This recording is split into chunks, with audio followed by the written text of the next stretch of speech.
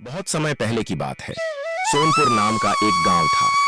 यह गांव छोटा था, पर लोग बहुत मेहनती और ईमानदार थे। उसी गांव में एक मोची रहता था, जिसका नाम था रघु।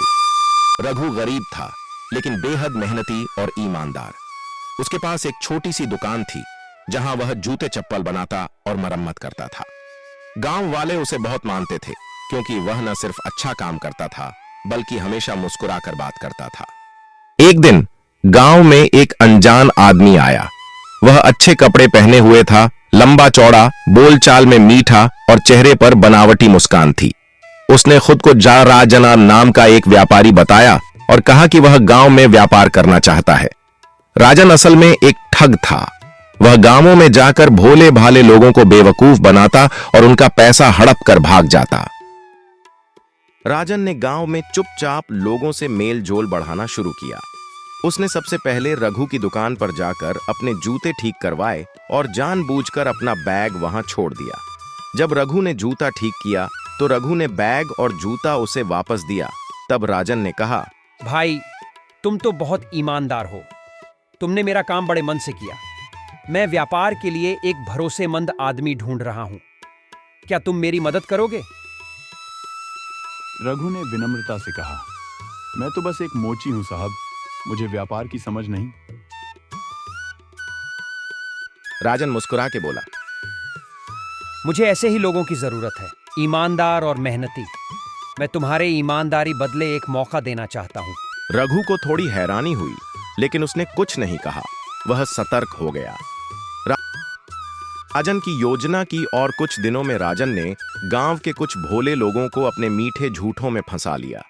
वह कहता, मैं शहर से सामान लाता हूं, अगर आप निवेश करें तो बड़ा मुनाफा होगा।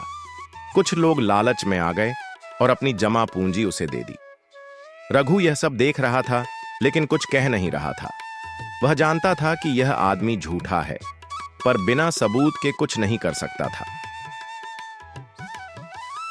एक दिन राजन ने रघु से कहा, रघु भाई, मैं अब शहर जा रहा हूं।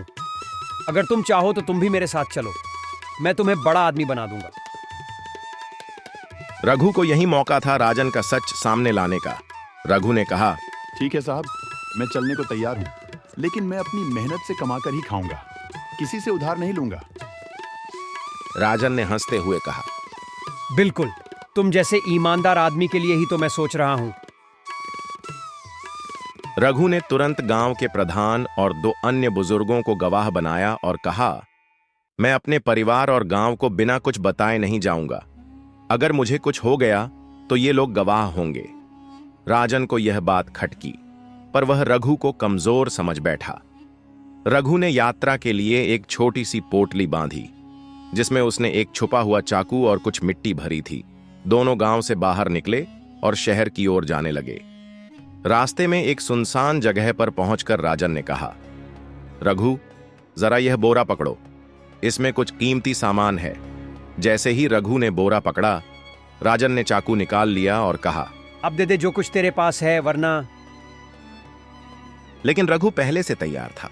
उसने भी अपने पोटली से चाकू निकाला और बोला, राजन, तू मुझे ठग समझता है? मैं जानता था कि तू बेईमान है। मैं अकेला नहीं आया, मेरे पीछे गांव के 4 लोग आ रहे हैं। राजन घबरा गया और चारों ओर देखने लगा। तभी पीछे से कुछ आवाजें आईं। गांव के प्रधान और 2 नौजवान रघु के पीछे पीछे आ गए थे। राजन के चेहरे का रंग उड़ गया। गांव वालों ने उसे पकड़ लिया और राजन को गांव लाया गया और पंचायत बुलाई गई। जिन लोगों ने उसे पैसे दिए थे, उन्होंने बताया कि कैसे उन्होंने उसकी बातों में आकर अपने पैसे दे दिए। पंचायत ने फैसला सुनाया कि राजन को गांव छोड़कर जाना होगा और पुलिस को सौंपा जाएगा। रघु ने कहा, अगर हम सब मिलकर चतुराई और ईमानदारी से काम करें तो कोई ठग हमें मूर्ख नहीं बना सकता।